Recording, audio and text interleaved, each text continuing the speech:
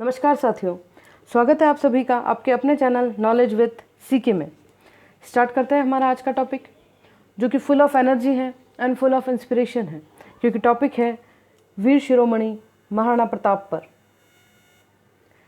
गोहिल वंश के वो शासक जिन्होंने गोहिल वंश की कीर्ति समूचे विश्व में फैला दी। न सिर्फ हिंदुस्तान बल्कि पूरा विश्व महाराणा प्रताप से इंस्पिरेशन लेता है। इन्हें प्रथम स्वतंत्रता सेनानी के रूप में मानता है और स्वतंत्रता संग्राम में इनको एक बहुत ही बड़े मार्गदर्शक के रूप में देखा गया है। हमने पढ़ा था कि 1570 में नागौर दरबार में उदय सिंह ने अकबर की गुलामी स्वीकार करने से मना कर दिया था।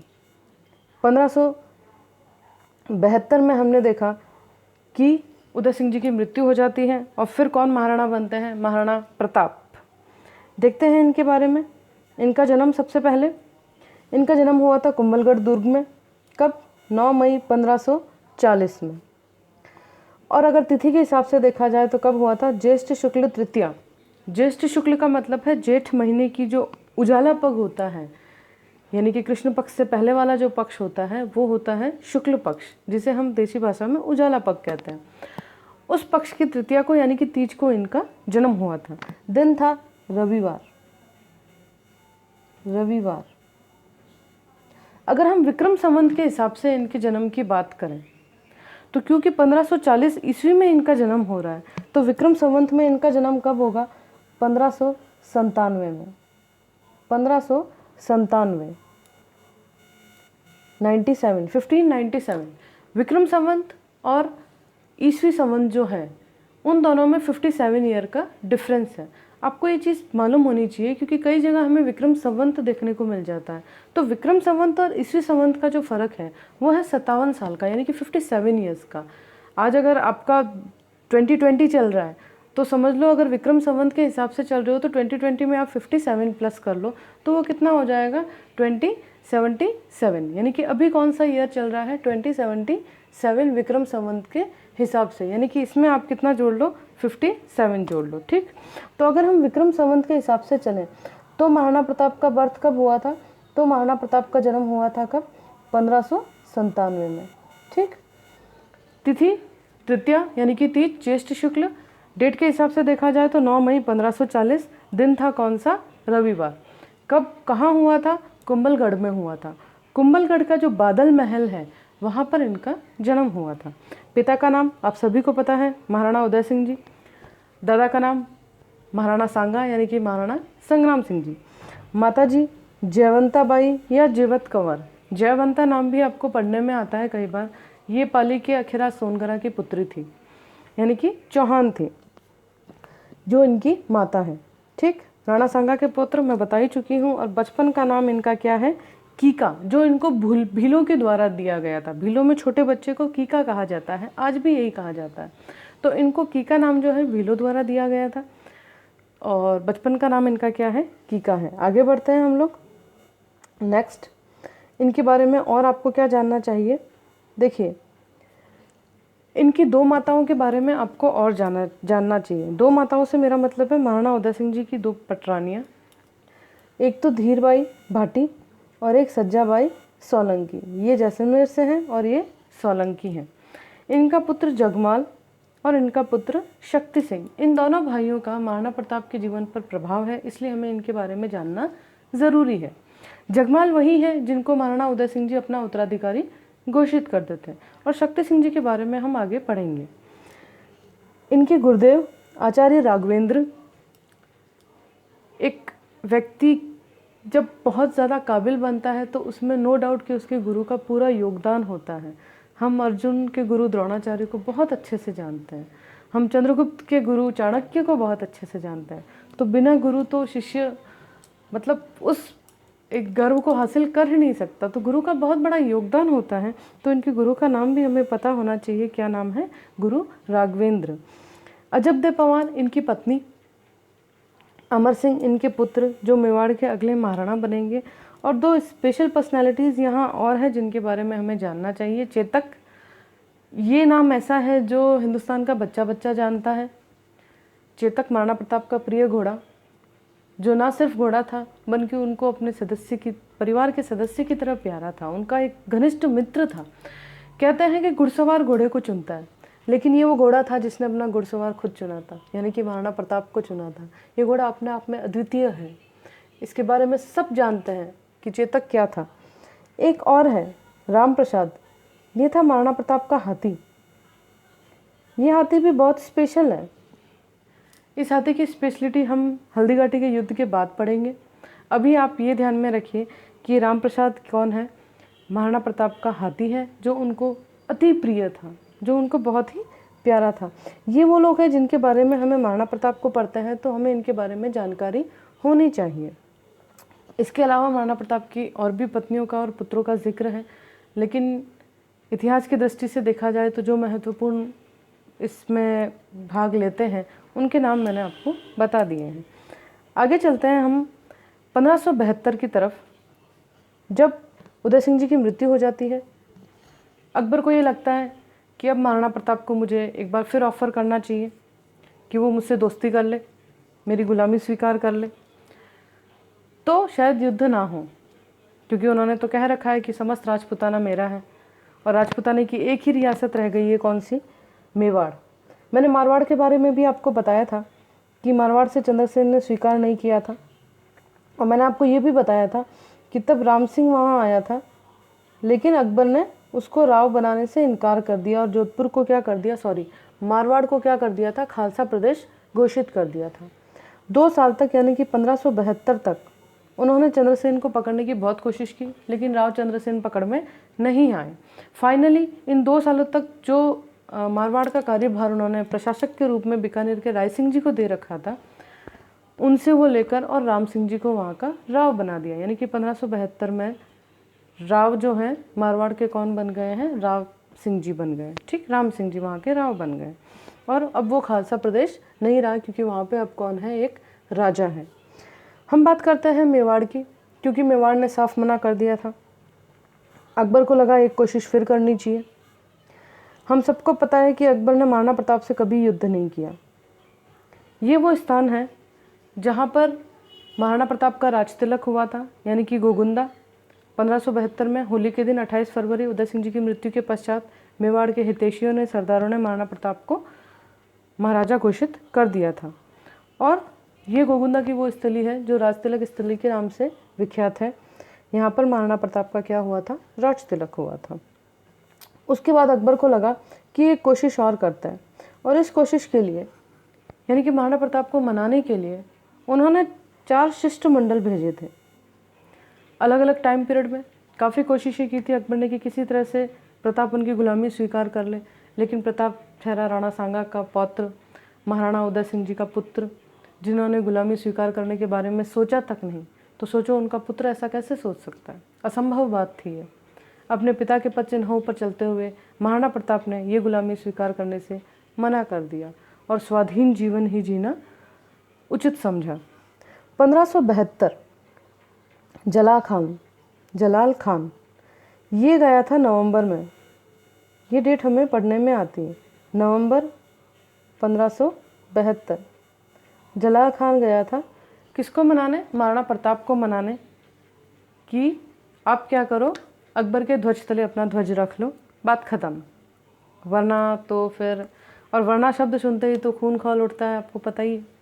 तो महाराणा प्रताप ने इनको साफ इनकार कर दिया। उसके बाद प्रताप को ऐसा लगा कि अगर मैं एक राजपूत को ही भेजूं तो वो शायद ये मान जाए। हो सकता है प्रताप की मेंटालिटी ये हो कि भाई राजपूत टॉक होनी चाहिए, क्योंकि हम मानते हैं कि अकबर एक कूटनीतिज्ञ था। इतिहासकार भले उसे सुलह कुल की नीति का नाम दे दें कि वो एक धर्मनिरपेक्ष राजा था, लेकिन मैं तो ऐसा नहीं मानती। मैं ये नहीं कहती कि आप भी ऐसा ही कीजिए, लेकिन मैं नहीं मानती कि अकबर सुलह कुल की नीति मानता था, यानी कि वो धर्मनिरपेक्ष था। ये सिर्फ एक कूटनीति थी, या फिर मैं कह दूँ कि एक बहुत अच्छा राजनीतिज्ञ था जिसे पता था कि बिना लड़ाई किए किस तरह से मामले को सलटाया जा सकता है। वही उसने किया। वो एक कोशिश और करेगा। कब करेगा? अब 1572 में करेगा। किसके नेतृत्व में? मान सिंह कच्छावार, जो कि आमेर के हैं और जोधा के भतीजे हैं, मान सिंह जी। वो इनको भेजेगा। ये मानसिंह ना, इसको फर्जन की उपाधि दे रखी थी अकबर ने। फर्जन का मतलब होता है पुत्र, यानी कि वो इसे अपना पुत्र तुल्य मानते थे। नहीं मानते थे मुझे नहीं पता, लेकिन मानसिंह अकबर को बड़ा प्यारा था, ये सब कहते हैं। इसी मानसिंह को ये लोग भेजते हैं कब? 1573 में। 1573 महीना कौन सा? जून का। जून में ये भेजते हैं मानसिंह को। किसको मनाने के लिए? प्रताप को मनाने के लिए। प्रताप की और मानसिंह जी की, महाराणा प्रताप की और मानसिंह की मुलाकात होती है उदय सागर की पाल पे। उदय सागर वही झील है जो बनवाई थी महाराणा उदय सिंह जी ने, उसी का पाल यानी कि बैंक किनारे पर ये दोनों की मुलाकात होती है। और इस मुलाकात का जो परिणाम होता है वो यही होता है कि महाराणा प्रताप इनकार कर देते हैं कि नहीं सी, हो ही नहीं सकता, चाहे जो हो जाए मैं अकबर की गुलामी स्वीकार नहीं करूंगा, क्योंकि मैं पहले ही कह चुकी हूँ ये अपने आप को शासक नहीं एकलिंग जी का दीवान मानते हैं। बोले हम तो ये बात कर ही नहीं सकते, मैं अकेला नहीं लड़ा हूँ, मेरी पीढ़ियाँ, मेरा इतिहास उठा के देख लो मानसिंह कि मेरे इतिहास में सबने संघर्ष किया है, लेकिन कभी दिल्ली सल्तनत की गुलामी स्वीकार नहीं की है। जब मेरे पूर्वजों ने नहीं की तो असंभव है कि मैं इस गुलामी को स्वीकार करूं, यानी कि मैं ये गुलामी स्वीकार नहीं करूंगा। मानसिंह चला जाता है, यानी कि वो भी असफल रहा। 1573 में ही अक्टूबर 1573 में ही ये भेजता है भगवंत दास को। अकबर भगवंत दास को वापस भेजता है कि कोई बात नहीं, मानसिंह जो इनका पुत्र है, मानसिंह के पिता भगवंत दास जी, क्या पता बेटा ना मना पाया बापू मना ले। तो पिताजी को भेजा कि जाओ प्रताप को मना के लाओ, किसी तरह से उसे मेरी गुलामी स्वीकार कराओ। चंद्रसेन ने तो की नहीं, लेकिन प्रताप को तो मैं गुलामी स्वीकार करवा के ही रहूँगा। भगवंत दास जाते हैं महाराणा प्रताप को मनाने के लिए, उनको समझाने के लिए कि भाई लड़ाई से कोई फ़ायदा नहीं होना है, तुम अकेले रह गए हो, देख रहे हो कि पूरा राजपूताना इस वक्त अकबर के पास है, देख रहे हो कि आधा हिंदुस्तान अकबर के पास है, आधा क्यों मैं कहूँ तो पूरा हिंदुस्तान है। देखा जाए तो साउथ को छोड़कर, यानी कि आज के डेट में हम जिसकी बात कर लें, बेंगलोर, तमिलनाडु, केरला, इनको छोड़कर लगभग इंडिया पूरा जो था वो अकबर के कंट्रोल में था। और इन सब के बीच में मेवाड़ रियासत रह गई थी, जिसने इनकार कर दिया था कि हम अकबर की गुलामी स्वीकार नहीं करेंगे। भगवंत दास ने बहुत समझाया, लेकिन महाराणा प्रताप रहे महाराणा प्रताप। स्वाभिमान सर्वोपरि, ये घमंड नहीं था साथियों, घमंड नहीं था। कई इतिहासकारों ने इसे अभिमान का नाम दे दिया, लेकिन मुझे नहीं पता इतिहासकारों के दिमाग में क्या था, लेकिन इसे घमंड नहीं कहते, इसे अभिमान नहीं कहते, इसे स्वाभिमान कहते हैं। और खुद के स्वाभिमान की रक्षा करना हर इंसान का कर्तव्य होता है।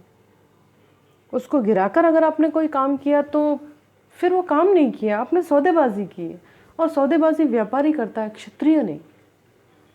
महाराणा प्रताप ने इनको भी इनकार कर दिया कि जी नहीं हो सकता। फिर अकबर ने अपने एक और ख़ास बंदे को भेजा। ये खास बंदा था टोडरमल। दिसंबर 1573 टोडरमल को और भेजा। एक तरह से ये समझ लो ये इनका फाइनेंस मिनिस्टर था, बड़ा ही इम्पोर्टेंट बंदा था। इसको भी भेजा कि जा भाई जा, तो कुछ करके आ, शायद प्रताप को मना ले, ये बाप बेटे तो फेल हो गए, इनसे तो कुछ हुआ नहीं, तो अब तू जा, देखो क्या होता है। टोडरमल गए दिसंबर में, लेकिन वो भी असफल रहे। फाइनली अकबर को अब कुछ नहीं सूझा। अब अकबर ने कहा कि भाई इतनी कोशिश कर ली मनाने की, अब तो कोई सलूशन नहीं है, अब तो एक ही सलूशन है कि अकबर को बंदी बना के लाओ और यहाँ मेरे दरबार में वो मेरी गुलामी स्वीकार करेगा। ये कार्यभार सौंपते हैं किसको? मानसिंह को। अकबर बहुत चालाक था, उसने भाइयों को भाइयों से लड़वाने का काम किया, राजपूतों को राजपूतों से लड़वाया। मैं पहले भी बता चुकी हूँ आपको कि अकबर का साम्राज्य सिर्फ राजपूतों की तलवारों की बदौलत था, जिसमें आमेर के कच्छावा, बीकानेर के राय सिंह और जोधपुर रियासत का मारवाड़ रियासत का बहुत बड़ा हाथ था। इन तीनों रियासत के बदौलत ही अकबर के पास साम्राज्य था, वरना अकबर खुद तो कोई युद्ध लड़ा ही नहीं था। अकबर को एक ख्वाजा ने यह भी कहा था कि जिस दिन तुम प्रताप के सामने गए उस दिन तुम्हारा अंत हो जाएगा। और अकबर बहुत ही अंधविश्वासी था, अकबर का पिता भी बहुत अंधविश्वासी था, हुमायूं, वो तो इतना अंधविश्वासी था साथियों कि वो हर रोज़ अलग अलग रंग के कपड़े पहनता था, ना सिर्फ खुद पहनता था बल्कि पूरे दरबार को भी पहनवाता था। वो इतना अंधविश्वासी था। वो लुढ़कता लुढ़कता रहा पूरी ज़िंदगी और लुढ़कते लुढ़कते ही मर गया। हुमायूं की मृत्यु लाइब्रेरी की सीढ़ियों से गिर के हुई थी। बहुत ही अंधविश्वासी था वो। बिल्कुल वैसा ही अकबर भी अंधविश्वासी था। ख्वाजा साहब ने कह दिया कि भाई अकबर प्रताप के सामने जाएगा तो मर जाएगा, तो अकबर ने कभी प्रताप से युद्ध लड़ा ही नहीं। प्रताप से क्या, देखा जाए तो अकबर कोई भी युद्ध नहीं लड़ा। आप देखिए, मतलब गिनती के 2-4 युद्ध में आपको अकबर का नाम दिखाई देगा कि वो खुद लड़ने गया था, उसने अपने सिपह सालारों को ही भेजा था। जिस तरह से आज देखिए, इसे अन्यथा ना लीजिए, लेकिन ये एक सत्य है जो हम सबको मान लेना चाहिए। आज की डेट में पाकिस्तान को हिंदुस्तान में सिर्फ हथियार भेजने की ज़रूरत है, सैनिक उसके पास ऑलरेडी मौजूद है। यानी कि हिंदुस्तान की जनता में पाकिस्तान को कई सारे सैनिक मिल जाते हैं लड़ने के लिए, सिर्फ हथियार भेजने होते हैं उसे। बिल्कुल वही बात अकबर के साथ थी। अकबर को खुद लड़ने की ज़रूरत नहीं थी, राजपूताना काफ़ी था पूरे हिंदुस्तान को कंट्रोल करने के लिए। उसने इन्हीं राजपूतों के ज़रिए पूरे हिंदुस्तान को अपने नियंत्रण में लिया। उस वक्त क्या हालात थे, क्या परिस्थितियाँ थी, हम में से कोई भी अच्छे से नहीं जान पाता। क्यों नहीं जान पाता? कि इतिहासकारों ने वही लिखा जो मुगलों ने लिखवाया। इतिहासकारों की दृष्टि वही रही जो अकबर की दृष्टि थी। तो जब उनके दृष्टिकोण से कहानियाँ लिखी गई तो इट इज़ ऑब्वियस कि उनके पक्ष के तौर पे ही कहानी लिखी जाएगी। चलो हम इस टॉपिक पे नहीं जाते हैं, हम लोग महाराणा प्रताप पर हैं, इन्हीं पे बात करते हैं। तो ये वो शिष्टमंडल थे जो अकबर भेजता है महाराणा प्रताप को समझाने के लिए, मनाने के लिए, उनको गुलामी स्वीकार करवाने के लिए। अब जिस शब्द का प्रयोग उचित समझे आप कीजिए। मैं एक ही शब्द का प्रयोग करूंगी कि अकबर सीधी सीधी बात यही चाहता था कि महाराणा प्रताप उसकी गुलामी स्वीकार कर लें, जो असंभव था। शेर तो शेर होता है, शेर जंगल में ही रह सकता है, सर्कस में नहीं रह सकता। तो ये वो शेर था जो जंगलों में रहने के लिए ज़्यादा उतारू था बजाय सर्कस में जाने के, भले उसे वहाँ बहुत कुछ मिल जाता। परिस्थितियाँ यहाँ तक थी दोस्तों कि अकबर ने ये कहा था कि आधा हिंदुस्तान तुम्हारा प्रताप, बस एक बार मेरी गुलामी स्वीकार कर लो। महाराणा प्रताप ने वो भी ठुकरा दिया था। बोला जो मेरा है नहीं मैं उसे लूँगा नहीं, और जो मेरा है मैं उसे छोड़ूंगा नहीं। बड़ा सिंपल सा लॉजिक है साहब, जो हम सबका होना चाहिए कि किसी की संपत्ति पे हमें नज़र नहीं डालनी चाहिए, किसी की दी हुई चीज़ हमें नहीं लेनी चाहिए, लेकिन जो हमारी है उसे हमें छोड़ना भी नहीं चाहिए। सेक्युलर होने का मतलब ये नहीं कि आप अपनी पहचान ही खो दो, हमने खो दी। सेक्युलर बनने के लिए हम हिंदुस्तानियों से सिर्फ भारतवासी रह गए, इंडियन रह गए, अपना नाम तक बदल दिया सेक्युलर होने के लिए।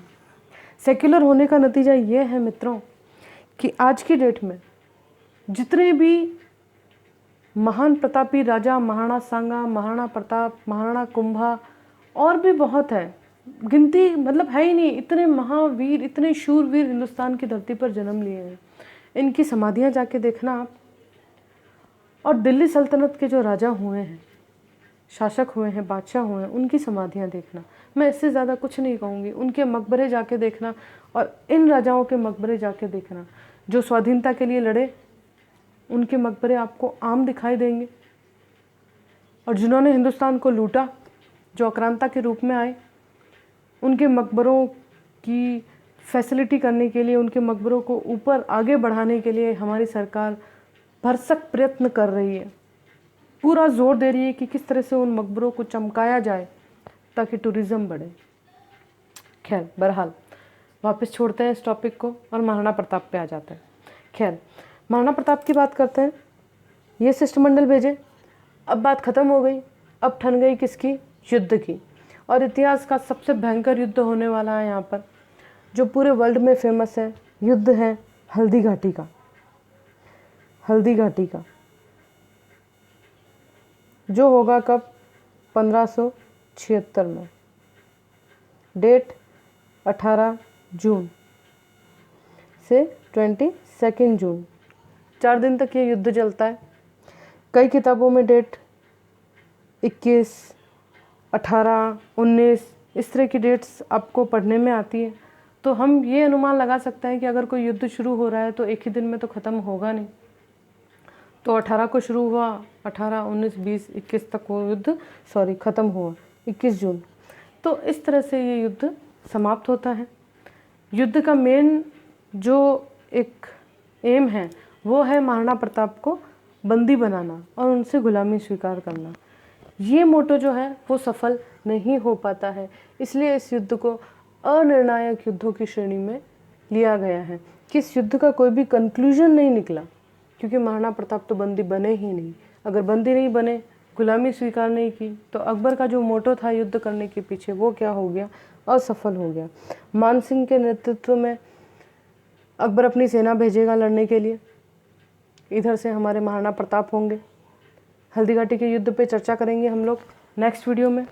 आज का वीडियो मैं यहीं समाप्त करना चाहूँगी, क्योंकि हल्दीघाटी का युद्ध अपने आप में एक बड़ा टॉपिक है और पूरा वीडियो लेगा। इस तरह से घास काटने में कोई मज़ा नहीं आएगा। तो हल्दीघाटी के युद्ध पे हम नेक्स्ट वीडियो में चर्चा करेंगे। अभी हम चलते हैं प्रताप गौरव केंद्र की तरफ। क्या है प्रताप गौरव केंद्र, आपको बताते हैं।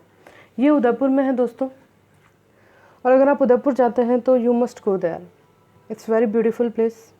और ये जो स्टैचू आपको महाराणा प्रताप का दिख रहा है, ये स्टैचू 57 फीट का है। ये प्रताप गौरव केंद्र में ही बना हुआ है। इसका जो समारोह हुआ था वो आरएसएस संचालक जो हैं उन्होंने किया था। यहाँ पे पीएम मोदी जी भी आ चुके हैं और राजनाथ सिंह जी भी आ चुके हैं। बहुत ही अच्छा प्लेस है, आपको जाना चाहिए। महाराणा प्रताप की ये मूर्ति आपको बहुत अच्छी लगेगी, बहुत ही मन भावन लगेगी। अष्टधातु से निर्मित ये मूर्ति है और 57 फीट की है। ये जो स्टैचू मैं आपको बता रही हूँ, ये हमारे पार्लियामेंट का स्टैचू है। साथ में भील पुंजा भी है, झाला बीदा भी है। ये सब आपको पार्लियामेंट में देखने को मिलेंगे। मैं आपको पहले ही कह चुकी हूँ कि महाराणा प्रताप सिर्फ चित्तौड़ तक सीमित नहीं रहे। पार्लियामेंट में ये स्टैचू लगा हुआ है, जो पूर्व सांसद जसवंत सिंह जी के प्रयासों से लगा है, नो डाउट। आगे चलते हैं। ये जो मैं आपको कॉइन दिखा रही हूँ, ये चांदी का कॉइन है और 1 किलोग्राम का कॉइन है। आपको जानकर अच्छा लगेगा कि ये कॉइन हिंदुस्तान का नहीं, माल्टा का है। मैंने आपसे ये भी कहा था कि महाराणा प्रताप सिर्फ हिंदुस्तान तक ही नहीं, पूरे विश्व तक है। तो माल्टा देश ने ये कॉइन जारी किया था 2003 में, जो 1 किलोग्राम का है, चांदी का है। आप देख सकते हैं कि इस पे महाराणा प्रताप का स्टैचू भी बना हुआ है। सॉरी, ये महाराणा प्रताप की अंकित है। यहाँ पर महाराणा प्रताप, इनका जन्म लिखा हुआ है 1540 से 1597। ये माल्टा का लोगो है जो आप देख रहे हैं, ये वाला। तो ये कॉइन है कहाँ का, माल्टा का। इसके अलावा यूएस के जो वाइट हाउस है वहाँ पर भी महाराणा प्रताप का स्टैचू है। यही नहीं, वेनेजुएला के म्यूज़ियम में भी आपको महाराणा प्रताप के स्टैचू मिलेंगे। तो महाराणा प्रताप तो पूरे विश्व के हो गए, हमारा अकेले का उन पे अधिकार नहीं है। तो ये थे हमारे महाराणा प्रताप। नेक्स्ट वीडियो में हम हल्दीघाटी का युद्ध देखेंगे मित्रों। तब तक के लिए आप खुद का ध्यान रखें, स्वस्थ रहें, सुरक्षित रहें। And thank you for watching this video. Please like, subscribe and share if you like it. मुझे लगता है कि महाराणा प्रताप के बारे में सबको जानना चाहिए। ऑलमोस्ट सभी जानते हैं, लेकिन मेरे पास जो जानकारी है मैं आपके साथ शेयर कर रही हूँ। उम्मीद करती हूँ आपको ये जानकारी पसंद आ रही होगी। धन्यवाद।